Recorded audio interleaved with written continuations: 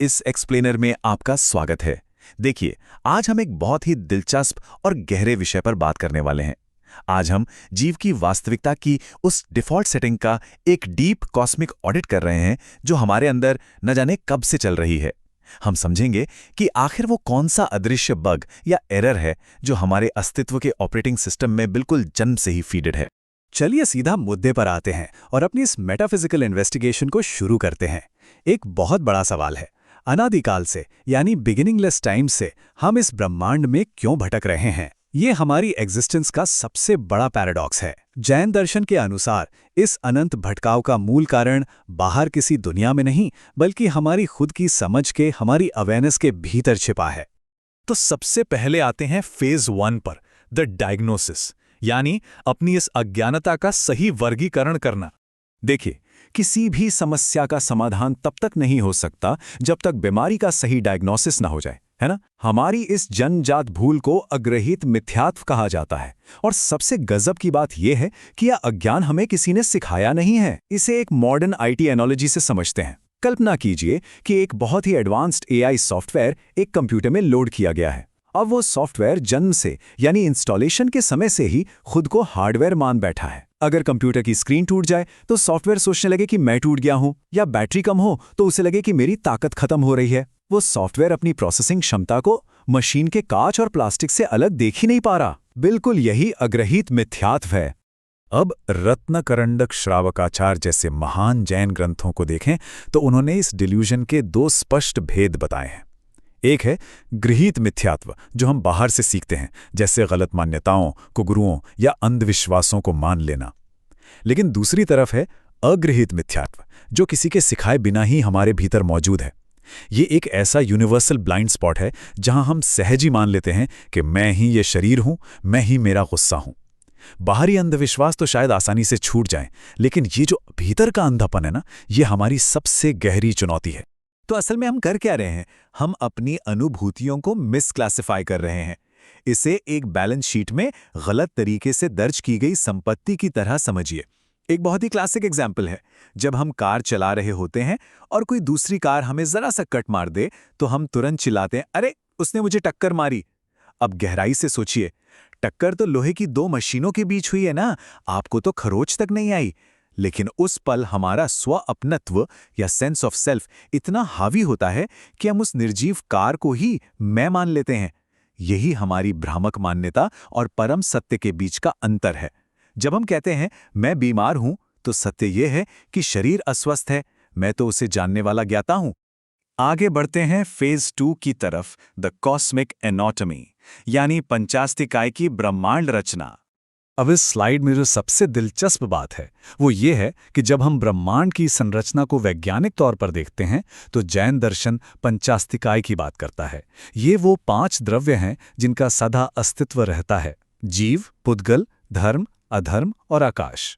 ध्यान देने वाली बात यह है कि इन 5 में से चेतना या कॉन्शियसनेस केवल और केवल जीवास्तिकाय में है, बाकी सब अचेतन और जड़ हैं। यह जीव और पुद्गल के बीच की बाउंड्री एकदम क्लियर हो जाती है। जीव यानी हम, एक प्योर फॉर्मलेस ऑब्जर्वर, और दूसरी तरफ है पुद्गल यानी मैटर, हमारा शरीर, हमारे कर्म, यहां तक कि हमारे भौतिक विचार और टेम्परेरी पैशंस भी पुद्गल के ही हिस्से हैं। इन दो पूरी तरह से अलग डेटा सेट्स को मिक्स कर देना, इन्हें एक ही मान लेना, यही तो अग्रहित मिथ्यात्व की असली जड़ है। तत्वानुशासन जैसे ग्रंथों में इस मिक्सचर को एक बहुत ही शानदार रूपक से समझाया गया है। सोचिए, एक मिक्स ड्रिंक या ठंडाई है, उसमें पानी, बादाम, चीनी और काली मिर्च सब एक साथ मिल जाते हैं, राइट। लेकिन फिर भी चीनी अपनी मिठास नहीं छोड़ती और मिर्च अपना तीखापन नहीं छोड़ती। सब अपने अपने स्वभाव में रहते हैं। ठीक वैसे ही आत्मा और कर्म एक साथ गुंथे हुए तो हैं, लेकिन उनका बुनियादी नेचर बिल्कुल अलग और स्वतंत्र है। चलिए, अब आते हैं फेज 3 पर। बीमारी समझ ली, डायग्नोसिस हो गया, अब बात करते हैं इसके क्योर की, यानी भेद विज्ञान। अब हम इस पूरे एनालिसिस के सबसे जरूरी हिस्से पर हैं। ये जो इलाज है इसे कहते हैं भेद विज्ञान या डिस्क्रिमिनेशन साइंस। और सुनिए, ये कोई भारी कर्मकांड नहीं है, ये एक प्रोफाउंड पर्सपेक्टिव शिफ्ट है। इसे एक मिरर रिफ्लेक्शन की तरह देखिए। जब आप आईने के सामने खड़े हों और आपके चेहरे पर कोई दाग हो, तो क्या आप आईने को साफ करते हैं? नहीं ना, आप अपने चेहरे को साफ करते हैं। अग्रहित मिथ्यात्व में हम यही गलती करते हैं। हम आईने को यानी दूसरों को या बाहरी परिस्थितियों को बदलने की कोशिश करते हैं, जबकि भेद विज्ञान हमें बताता है कि सुख दुख बाहरी चीजों से नहीं बल्कि हमारे भीतर के मोह से जुड़े हैं। और ये इमेज बहुत ही ब्रिलियंटली इलस्ट्रेट करती है कि कैसे भेद विज्ञान एक प्रिसीजन मेडिसिन की तरह काम करता है।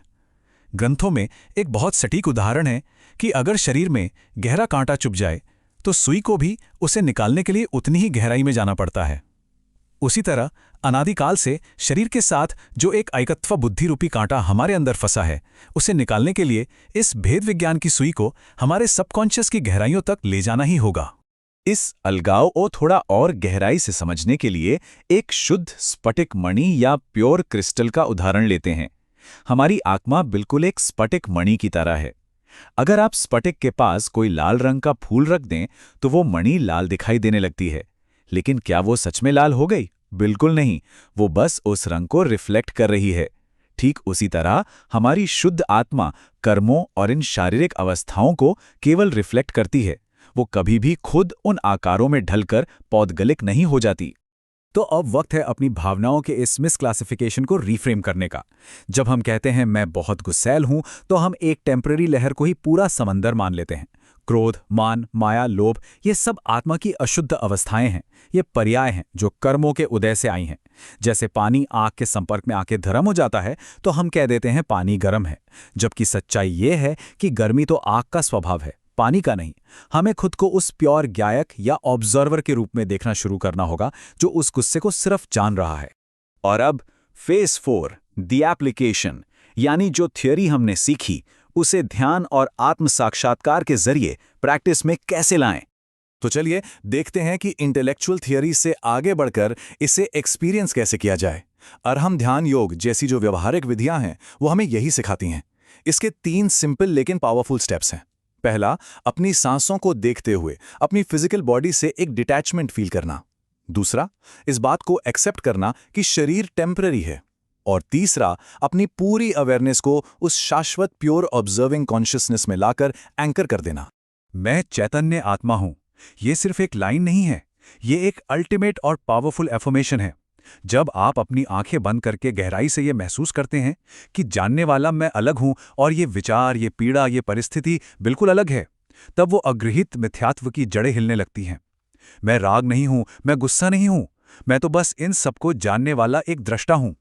यही वो अवेयरनेस है जो जन्मों जन्मों के इल्यूजन को एक झटके में तोड़ सकती है। तो इस पूरी एक्सप्लेनर के आखिर में मैं आपको एक पैराडॉक्स के साथ छोड़ना चाहता हूं।